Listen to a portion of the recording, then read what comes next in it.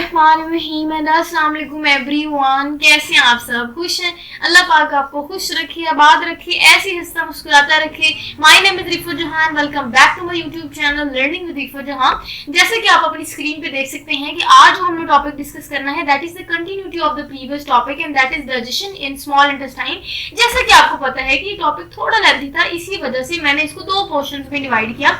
इससे जो पहला पोर्शन था वो मैंने इससे पहले वही लेक्चर वीडियो में अपलोड किया जिसमें हमने डिस्कस किया था कि स्मॉल इंटेस्टाइन का फंक्शन क्या होता है, इनका स्ट्रक्चर क्या होता है, कौन कौन से पार्ट्स जो है वो स्मॉल इंटेस्टाइन में आ जाते हैं।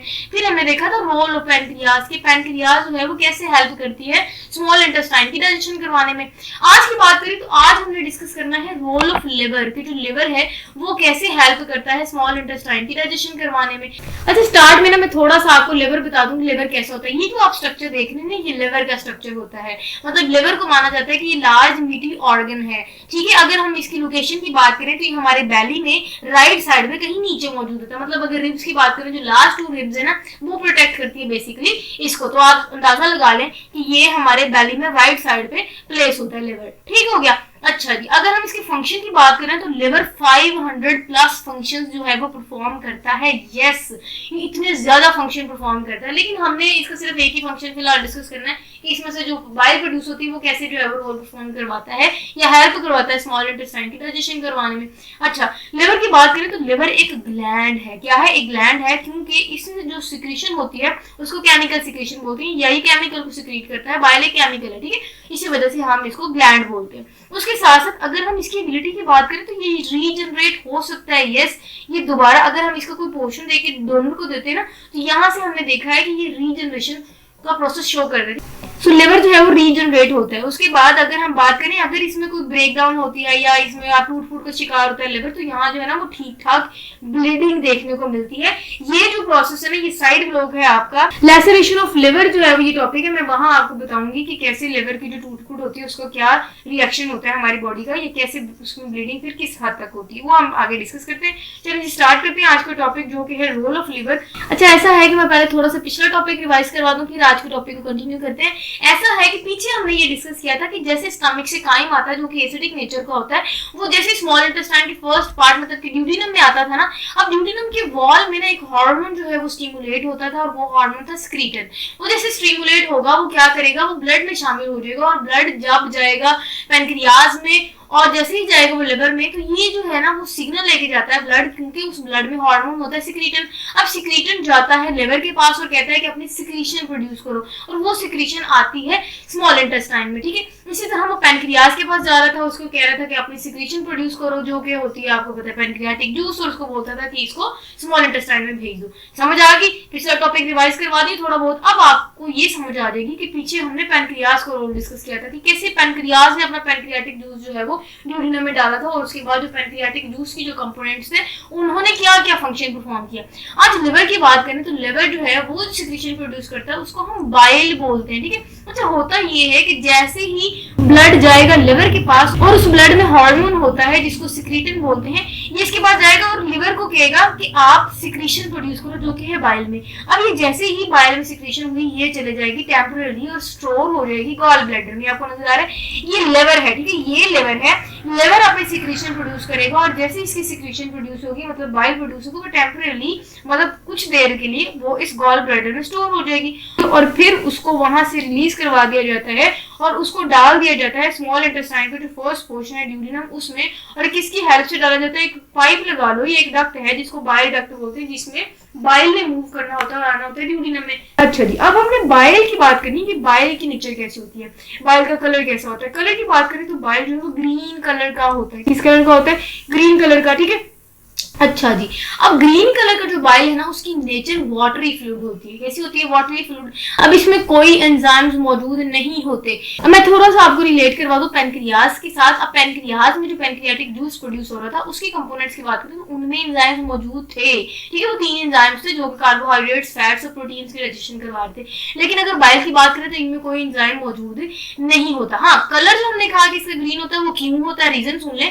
क्योंकि बाइल में बाइल पिगमेंट्स मौजूद होते हैं जो कि उस बाइल को ग्रीन कलर देते हैं। और वो ग्रीन कलर फिर भी क्यों आता है वो मैं आपको बता देती हूँ कि जैसे ही रेड ब्लड सेल्स या आरबीसीज जिनको बोलते हैं वो पुराने हो जाते हैं, ये टूट फूट का शिकार हो जाते हैं या खराब होते हैं, तो वो हीमोग्लोबिन में आते हैं और तो फिर हीमोग्लोबिन जब लिवर में आएगा तो उसका कलर जो है वो ग्रीन हो जाता है बाइल का। समझ आ गई बाइल कलर क्यों होता है ग्रीन। अच्छा जी, अब बाइल में ना हमने उसकी कंपोजिशन की बात करनी है। बाइल में ना कुछ सॉल्ट्स मौजूद होते हैं। क्या मौजूद होते हैं? सॉल्ट्स मौजूद होते हैं। और ये जो सॉल्ट्स है ना ये फैट्स की अमल्सिफिकेशन करवाते हैं।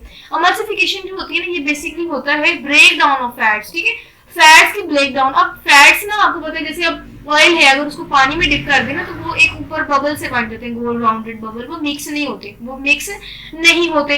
लेकिन बाइल का ये काम होगा, या हम देखेंगे कि लाइपेज जो कि एक एंजाइम है, ठीक है, जो कि पैंक्रियाटिक जूस में प्रोड्यूस हो रहा था, उसका काम ये होगा कि इन्होंने फैट्स की डाइजेशन करवानी। अब ऐसा है कि वो जो ग्लोब्यूल्स उसको बोलते हैं, ठीक है, जो बड़े बड़े ग्लोब्यूल्स होते हैं ना जो फैट्स के जो पानी में नहीं सोल्यूबल होते, ये क्या करते हैं बाइल उनको मल्सीफाई करते हैं, उनको छोटे ग्लोब्यूल्स में कन्वर्ट करते हैं, उनके ब्रेक डाउन करवाते हैं, ठीक है, तो उस प्रोसेस को हम मल्सीफिकेशन बोलते हैं ताकि उसकी डाइजेशन हो सके। और फिर उसके लिए फिर वाटर सोल्यूबल जो लाइपेज है वो आता है और वो हेल्प करता है उस फैट्स को वाटर में मिक्स करने के लिए, क्योंकि वाटर सोल्यूबल लाइपेज है। जैसे ही वो फैट्स की मल्सीफिकेशन करवाएगा, छोटे छोटे उसको ग्लोब्यूल्स में कन्वर्ट कराएगा, तो अल्टीमेटली होगा ये कि लाइपेज एंजाइम प्रॉपर डाइजेशन करवाते हुए फैट्स की कंप्लीट डाइजेशन जो है वो इसी स्मॉल इंटेस्टाइन में हो जाती है। क्योंकि हमने कहा था फैट्स की कंप्लीट हो जाती है, लेकिन ड्यूटीनम में हमने बात की थी कि प्रोटीन्स और कार्बोहाइड्रेट्स की कंप्लीट डाइजेशन नहीं हुई थी। अच्छा, नेक्स्ट स्लाइड में जो हमारा पॉइंट है दैट इज जॉइंटिस, ठीक है। जॉइंटिस की बात करें तो ये बेसिकली एक बीमारी है, ठीक है। बीमारी ऐसी है कि जो ह्यूमन का नॉर्मल कलर है वो थोड़ा पिंकिश शेड का होता है, लेकिन जिनको जॉइंटिस होता है उसको पीला यरकान, आसान जुबान में आप जॉइंटिस मैं बता रही हूँ क्या है जॉइंटिस, पीला यरकान। अब आपको समझ आए कि जॉइंटिस क्या होता है। पीला यरकान में बेसिकली ऐसा होता है कि आंखों के नीचे हल्के हो जाते हैं, आपकी आंखें जो है वो भी येलो हो जाती है, इवन स्किन कलर भी हमारा येलो हो जाता है, पीला पीला लगता है। आपने देखा होगा अक्सर जो न्यू बॉर्न बेबीज होते हैं उनको भी ये कंडीशन देखने को या फेस करने को मिलती है, तो उनको जॉइंटिस बोलते हैं, पीला यरकान जिसको बोलते हैं। अब ये होता कैसी कंडीशन क्या है? बेसिकली जो बाइल पिगमेंट्स थे ना जिन्होंने बाइल को ग्रीन कलर देते हैं वो एक वेस्ट के तौर पे ट्रीट होता है, मतलब उन्होंने बॉडी से एलिमिनेट होना होता है, डाइजेस्टिव ट्रैक्ट से मतलब कि एलिमिनेट होना होता है। लेकिन ऐसी कंडीशन जिसमें ये जो बाइल पिगमेंट्स हैं ये एलिमिनेट ना हो फ्रॉम द डाइजेस्टिव ट्रैक्ट, तो क्या होता है कि वो एक्यूमुलेट होना शुरू हो जाते हैं। कहाँ एक्यूमुलेट होते हैं? वो हमारे ब्लड में एक्यूमुलेट होता है। सो जैसे ही ब्लड में बाइल पिगमेंट्स एक्यूमुलेट होंगे, इनकी अमाउंट ज्यादा होगी, तो एक कंडीशन देखने को मिलती है जिसको जॉइंटिस बोलते हैं, जिसमें जो है वो ये सारे सिम्टम्स हमें देखने को मिलते हैं। उसके बाद अब नेक्स्ट जो हमने पॉइंट डिस्कस करना है that is gall stones. Gall stones basically क्या होते हैं?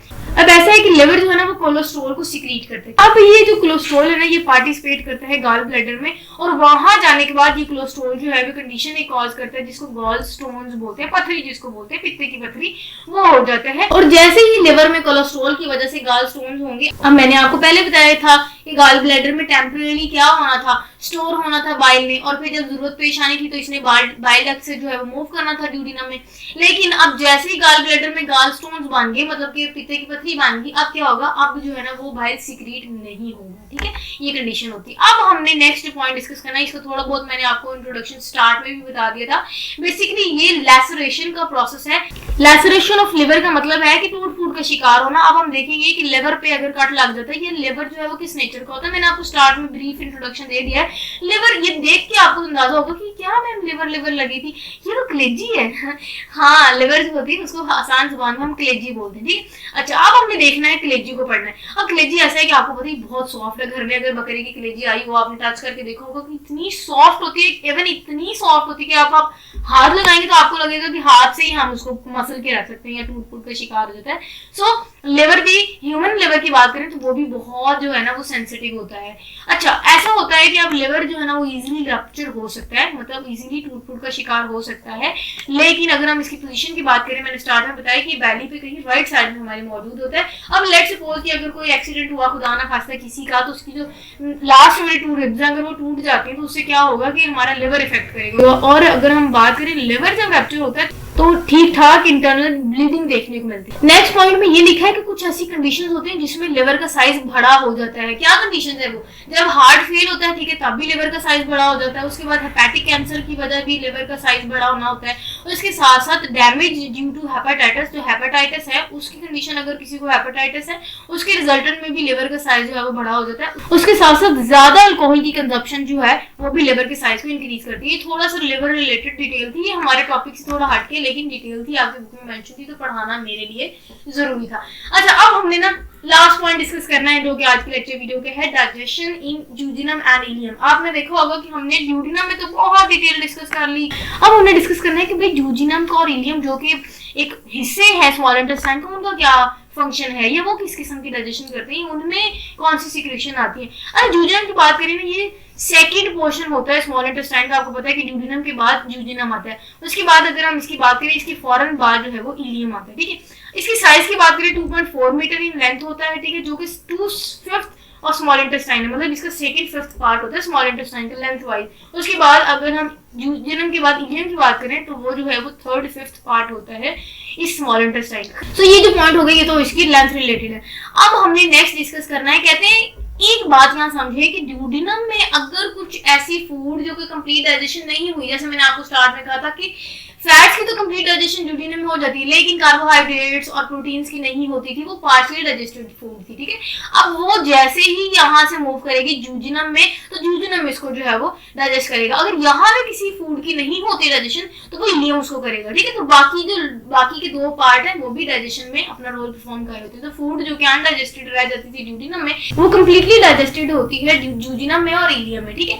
अच्छा जी, अब कैसे होती है? वो ऐसे होती है कि ड्यूडिनम और इलियम में भी यहाँ कुछ इंटेस्टाइनल जूसेस मौजूद होते हैं, और वो इंटेस्टाइनल जूस जो है वो हेल्प करते हैं इनको डाइजेशन करवाने में। अच्छा, वो इंटेस्टाइनल जूस कौन से होते हैं, ठीक है, उनमें कौन से एंजाइम्स होते हैं, वो कौन सा सबस्ट्रेट प्रोड्यूस करते हैं, या वो कौन सा प्रोडक्ट बनाते हैं, तो वो हम देख लेते हैं। ऐसा है कि ड्यूडिनम और इलियम के जो इंटेस्टाइनल जूस है उसमें कुछ ये एंजाइम्स मौजूद होते हैं। नंबर 1 अमाइनोपेप्टाइडेज, ठीक है, जो कि सबस्ट्रेट बनाता है पॉलीपेप्टाइड्स, ठीक है, इसका प्रोडक्ट है डाइपेप्टाइड, ठीक है। उसके बाद ट्रिप्सिन है, ट्रिप्सिन इसका जो सबस्ट्रेट है वो डाइट पेप्टाइड्स है और इसका प्रोडक्ट अमाइनो एसिड है, ठीक है। लाइपेज एंजाइम की बात करें, उसका सबस्ट्रेट जो है वो फैट्स है, और वो उसको फाइनल जो प्रोडक्ट बनाता है वो कन्वर्ट करता है उसको fatty acid and glycerol. Maltase की बात करें, माल्टेज का काम है कि इन्होंने माल्टेज को कन्वर्ट करवाना होता है इनटू ग्लूकोज। लैक्टेज की बात करें तो इन्होंने लैक्टेज को कन्वर्ट करवाना होता है इनटू ग्लूकोज एंड गैलेक्टोज। सो यही हमारा आज का टॉपिक था। सो आई होप आपको बहुत अच्छे से समझ आई होगी इस रिलेटेड। अगर आपने कुछ भी पूछना हो भैया जिसे कमेंट सेक्शन में पूछिएगा, अगर आपको समझ आई है तो अप्रिशिएट भी कीजिएगा कमेंट में। अच्छा, चैनल को सब्सक्राइब कर दे और हाँ बेल आइकन को प्रेस करना ना भूलिएगा, जिससे ये होगा कि इस चैनल रिलेटेड जितनी भी न्यू अपडेट्स होंगी वो बर वक्त आप तक पहुंच जाएंगी। चलिए जी, नेक्स्ट हमने टॉपिक डिस्कस करना है, that is absorption in food in small intestine. Till then अपना बहुत सारा ख्याल रखिएगा, स्टे कनेक्टेड, अल्लाह हाफिज एंड बाय बाय।